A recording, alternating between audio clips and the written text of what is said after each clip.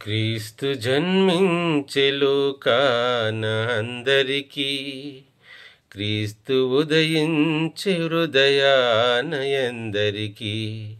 Christmas తాత అడిగిన ప్రశ్న ఇది, క్రిస్మస్ తాత అడిగిన ప్రశ్న ఇది. మంచిదండి, అందరికీ వందనాలు. అలాగే క్రిస్మస్ శుభాకాంక్షలు కూడా తెలియజేసుకుంటున్నాను.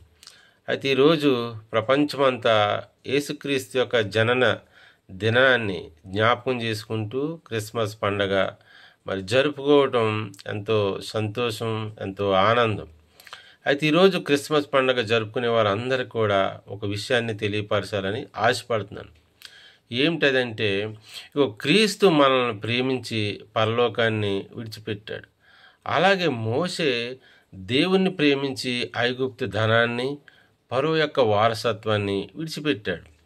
మరి అబ్రహాము దేవుని మాటను బట్టి తన వారిని, తన ఊరిని విడిచిపెట్టాడు.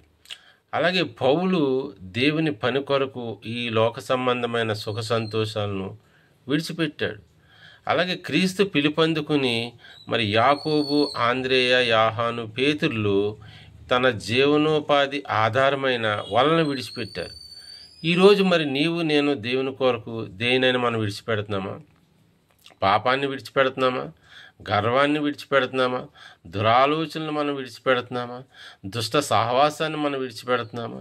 చెడు ఆలోచనలు విడిచిపెడుతున్నామా? ఆలోచించు ప్రియ సహోదరి, సహోదరుడు. ఇవన్నీ విడిచిపెట్టకుండా మనం క్రిస్మస్ జరుపుకోవడంలో అర్థం లేదు, అది మనకి వ్యర్థమే. అవన్నీ విడిచిపెట్టి క్రిస్మస్ మనం జరుపుకుంటే క్రిస్మస్ మన జీవితానికి ఎంతో విలువనిస్తుంది, అలాగే దేవునికి మహిమ తెస్తుంది. ఇవన్నీ ఆలోచించి ముందుకెళ్దాం, దేవునికి మహిమకరంగా జీవిద్దాం. దేవుడు తన మాటలు దీవించును గాక. ఆమేన్.